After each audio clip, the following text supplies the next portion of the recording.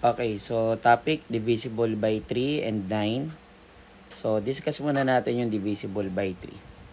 So, sabi sa rule, add all the digits if the sum is multiples or divisible by 3, then the number is divisible by 3. Okay, so add daw natin lahat ng digits, then kapag yung sum daw ay divisible or multiples of 3, ang number daw na yon ay divisible by 3. Halimbawa, 54. Okay. So, kapag pinag-add natin yung 54, yung mga digits, 5 plus 4 is 9. So, yung 9 ay multiples of 3 or divisible by 3. So, 54 is divisible by 3. Okay. Next, 3-digit number naman tayo. We have 2, 5, and 8. 2, 5, 8. So, pag add natin lahat ng digits, so we have 2 plus 5, 7, plus 8 is 15. So, divisible siya by 3. 3, 6, 9, 12, 15. Okay? Paano naman pag ganito? Ayan. So, check natin. So, 5 plus 1 is 6. Plus 1 is 7. So, yung 7 ay hindi multiples of 3 or hindi rin divisible by 3 kasi pag nag-skip counting tayo ng 3, 3, 6, 9. So, walang 7 doon. So, ibig sabihin, yung 511 ay hindi divisible by 3. So, magkakaroon tayo dyan ng remainder. Next, 4-digit tayo.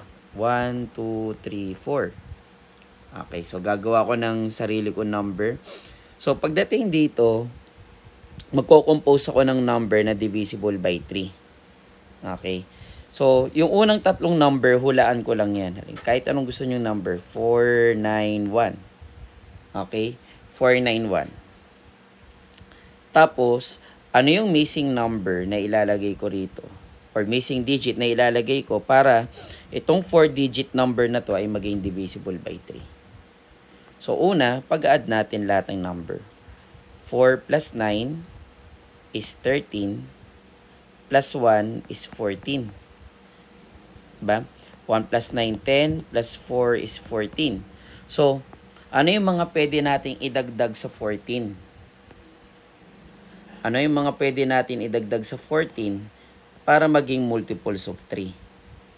So, meron tayong itong mga numbers. So, 3, 6, 9, 12, 15. Okay, 15, 18, 21. So, ano-ano yung mga pwede nating idagdag? Dapat daw ang sum ay maging 15, 18, and 21. So, una, dito ay plus 1.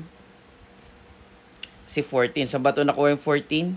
So, pinag-add natin lahat to. 4 plus 9 is 13 plus 1, 14. So, para maging divisible siya ng 3, magdadagdag tayo ng isa pang digit. Kasi may kulang, di ba?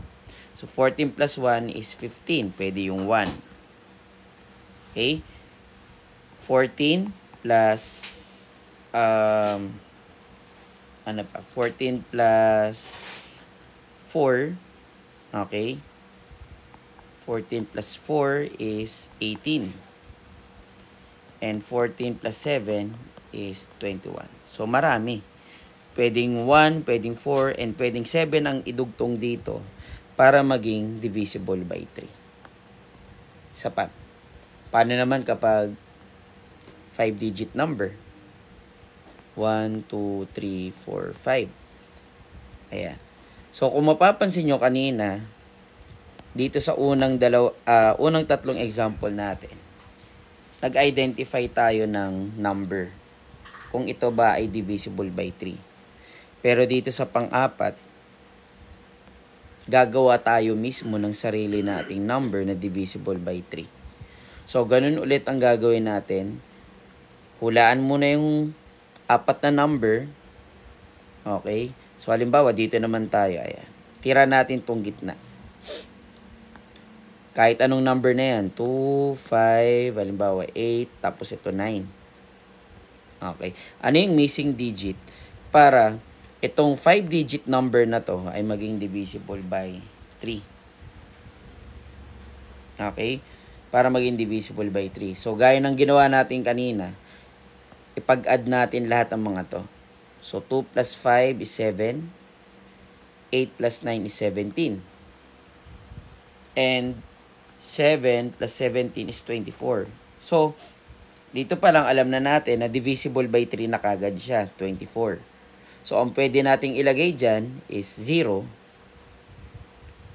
Diba? Kasi 24 plus 0 is 24. Pwede naman 24 plus 3 is 27. 24 plus 6 is 30. And 24 plus 9 is 24 plus 9 is ano nga ba to? 33. Ayan. So, yan yung mga pwede nating idagdag sa digit na to para maging divisible by 3. Okay. Kayo ba? Kaya nyo ba makagawa ng number na divisible by 3? So, tatandaan, pagdating dito sa divisible by 3, add mo lang lahat ng digits. Then, kapag yung sum, halimbawa, pinag-add na to, 5 plus 4 is 9. Kapag yung sum, itong binibilugan ko, ay multiples of 3, ang number ay divisible by 3. Pero kapag hindi naman, gaya na itong 7, hindi siya divisible. Isa pa ulit example. Pwede nyo i-post yung video ko kapag tapos nyong makita yung tanong. Halimbawa ito, 679. Ayan. I-post nyo yung video, sagutan nyo muna. Then pag alam nyo na yung sagot, tsaka nyo sabihin, tsaka nyo i-play. Sige, bigyan ko kayo ng 1, 2, 3. So, yan na. Sasagutan na natin. Check natin kung tama yung sagot nyo, ha? So, 6 plus 7 is 13. Plus 9 is 22. So, ang 22 ay hindi divisible by 3. So, ganun lang ang gagawin nyo sa divisible by 3. Pag-add lahat ng digits, then kapag yung sum ay multiples of 3, so divisible siya ng 3. Punta naman tayo sa divisible by 9. So, kung mapapansin nyo, yung 3 at 9 ay parehas lang ng pattern. Add all the digits. If the sum is multiples or divisible by 9, then the number is divisible by 9. Parang katulad ng kanina. So, alam naman natin yung first 10 multiples of 9, di ba? Meron tayong 9, 18, 17 tuloy, 27, 36, 45, 54, 63, 72, 81, 90, 99. Alam natin yan na skip counting by 9. Diba? Pero, paano kapag 3-digit na? Okay? Paano kapag 3-digit na yung ating example? I-apply na natin itong rule. Halimbawa, ito ulit gagawa ko ng divisible by 9. Diba? Yung huling number, hulaan ko na lang yan. Yung unang dalawang number, hulaan ko.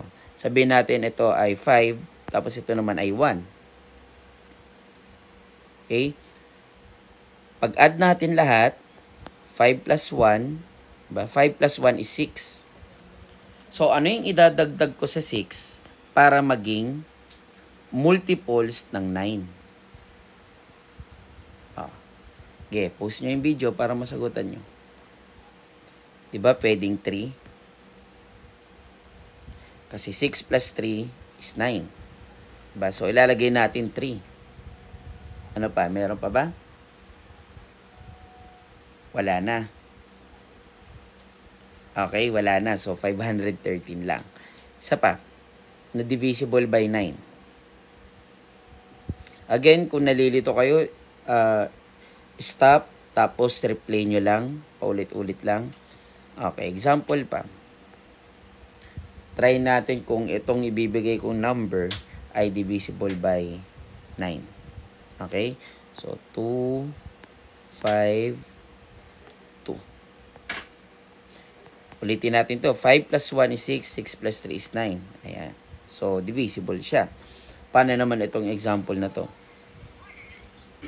2 plus 5 plus 2 is 9. So, divisible by 9 pa rin siya. Kasi pag pinag-add yung 2, 5, and 2, ang magiging sagot ay 9. Paano kaya kapag ganito? Ayan. So, 9 plus 8 is 17. Plus 7 is 24. Divisible ba by 9 yung 24? Or multiples ba ng 9 yung 24? So, syempre, yan ay hindi. So, 987 is not divisible by 9. Okay? Next. Kayo naman kaya, makagawa kaya kayo ng 4-digit number na divisible by 9? Sige, try natin. 1, 2, 3, 4. So, magbibigay ako ng mga number. Or maglalagay ako ng mga number, then kayo ang pipili o kayo ang maghahanap kung anong number ang nararapat dito. Kung anong digit. Okay, so halimbawa, 7, 5, 2. So, anong digit ang ilalagay nyo sa bilog para maging multiples or divisible by 9? Sige, pwede nyo i-post ang video. Then, kapag alam nyo na yung sagot, i-play nyo na. Sige, bilang ako. 1, 2, 3. Okay, post nyo na yung video. Okay. So, checkan natin. Tingnan natin kung tama ang sagot ninyo. So, una, ipag-add natin lahat ng number, no? So, 7 plus 5 is 12. Plus 2 is 14. Diba? So, ano idadagdag mo sa 14 para maging divisible by 9? Siyempre, naisip natin, we have 9, 18, 27. Masyado nang malaki yung 27. At sobra na sa 9. So, gagawin natin 18. So, anong idadagdag mo sa 14 para maging 18? Siyempre, 4. Diba? So, pag pinag-add natin yan, 7 plus 5 is 12. 12, diba? Plus 4 is 16. Plus 2 is 18. So, yung 18 ay divisible by 9. Okay. So, yun ang divisibility rule ng 9 tsaka 3. Halos magkaparehas lang. Okay, halos magkaparehas lang kasi sila. So, yun lang. Sana may matutunan kayo. Divisible by 9. Parehas lang. Add all the digits. Then, kapag yung sum ay multiples or divisible by 9, siya ay divisible by 9. Ganun din naman sa 3. Pag add mo lahat, then kapag yung sum ay multiples of 3, divisible by 3 yun. Okay, so yun.